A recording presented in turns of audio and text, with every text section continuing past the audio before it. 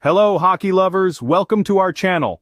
Today we delve into the exciting world of the National Hockey League. Understanding the rules of NHL hockey is like unlocking the secret language of the game. It enhances your viewing experience and deepens your appreciation of the sport. In this video we'll cover the essential rules and regulations, from the basics to some of the more nuanced aspects.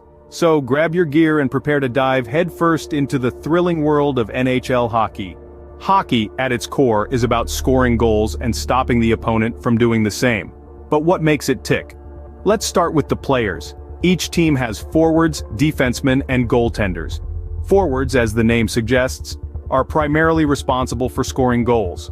Defensemen, on the other hand, play a crucial role in preventing the opposing team from scoring. And goaltenders? They're the last line of defense, blocking shots on goal with agility and precision. Scoring a goal is the ultimate aim. The team that gets the puck past the opponent's goaltender and into the net the most times wins. Now that we've got the basics down, let's move on to the structure of an NHL game. An NHL game is divided into 3 periods of 20 minutes each, but what happens when it's a tie? Let's set the stage. Imagine 2 teams both playing their hearts out, and after 3 periods they're deadlocked. In regular season games, this leads to a 5-minute, 3-on-3 sudden death overtime period. If the game is still tied, it's resolved in a shootout where players take turns trying to score on the opposing goalie. During the playoffs though, the stakes are higher. There's no shootout here. Instead, teams play 20-minute sudden death overtime periods until someone scores. This can lead to intense, nail-biting, and sometimes lengthy games. Now let's talk penalties. When a player breaks a rule, they're sent to the penalty box, giving the other team a power play advantage. The severity of the penalty determines how long they're out, ranging from 2 minutes for minor infractions to 5 minutes for major ones. So where do face-offs come into play? Well, they're a kind of restart, occurring at the beginning of each period and after every stoppage of play. The referee drops the puck between 2 opposing players who then vie for control, setting the stage for the next segment of gameplay. Penalties play a significant role in the outcome of a game, so let's delve deeper into that. Penalties in hockey are like yellow cards in soccer, but with a twist. They come in 3 flavors: minor, major, and misconduct. Minor penalties are the most common and they last for 2 minutes. If you've ever seen a player sent to the sin bin, they've probably committed a minor infraction. These can include things like tripping another player with your stick, hooking an opponent to slow them down, or slashing at an opponent's stick or body. Major penalties are more severe and they last for 5 minutes. These are handed out for actions that are particularly dangerous or violent, like checking an opponent from behind into the boards, or fighting. Yes, fighting is technically against the rules, even if it's one of the aspects of hockey that draws the loudest cheers from the crowd. Misconduct penalties are a little different. They last for 10 minutes, but they don't give the other team a power play. These are usually handed out for unsportsmanlike conduct or other non-physical infractions. But what happens when a player is penalized? Well, they're sent to the penalty box, leaving their team short-handed. This gives the other team a power play, an opportunity to press their numerical advantage and score. If the team on the power play does score, the player serving a minor or double minor penalty gets to leave the box early. But if you're serving a major penalty, you're in there for the full 5 minutes, regardless of how many goals your opponents score. So, penalties are not just about punishing rule breaking, they're a strategic element of hockey that can dramatically shift the momentum of a game. A team that's good at drawing penalties and capitalizing on power plays can overcome a lot of other weaknesses. But remember, the best way to avoid penalties is to play clean, respect your opponents, and always keep your cool, even in the heat of the moment. Penalties can change the game's pace, but so can offsides and icing. Let's understand those next. Ever wondered why a player was whistled off while seemingly on a breakaway? That's offsides for you. It's like the referee just pulled the rug from under a thrilling moment. But don't worry, there's a reason for it. In hockey, a player is considered offside if they cross the offensive blue line before the puck does. That's right, the puck leads the way. It's like a VIP guest at a party. It has to enter first. Now let's talk about icing. No, not the sweet stuff on your donut.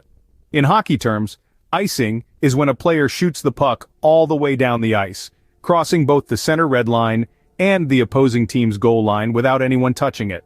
Icing is called to prevent teams from simply dumping the puck and changing lines. It keeps the game fast-paced and exciting. Each of these violations leads to a face-off. For offsides, the face-off occurs in the neutral zone, just outside the blue line. For icing, the face-off takes place in the offending team's end, giving the other team a potential scoring advantage. These rules might seem complex, but with some video analysis, they'll become clear as ice. Seeing is believing, right? So let's use some AI simulations to understand these rules better. First, let's take a look at offsides. Picture this: a team is on the attack. The puck carrier is skating towards the offensive zone, followed closely by his teammate. Now, if the second player crosses the blue line before the puck does, that's offsides. You see, the puck always has to be the first one in. It's like a VIP guest at a party. It gets to enter before anyone else. If not, the play is whistled dead and a face-off ensues, typically just outside the offensive zone. Next up, icing. Think of icing as a way to prevent teams from simply dumping the puck to the other end of the ice when they're under pressure. Here's how it works. If a player shoots the puck from behind the center red line all the way down past the opposing team's goal line without anyone touching it, that's icing. The play is stopped and a face-off takes place. But this time, it's in the offending team's defensive zone. Not an ideal situation if you're trying to defend a lead, right? But wait, there's more. The NHL also has something called the hybrid icing rule. It's a race to the face-off dots. If the player from the team that iced the puck gets to the face-off dots first, the icing is waved off. If a player from the other team gets there first, it's icing. Now let's talk penalties. Imagine a player deliberately trips an opponent using his stick. That's a 2-minute minor penalty for tripping.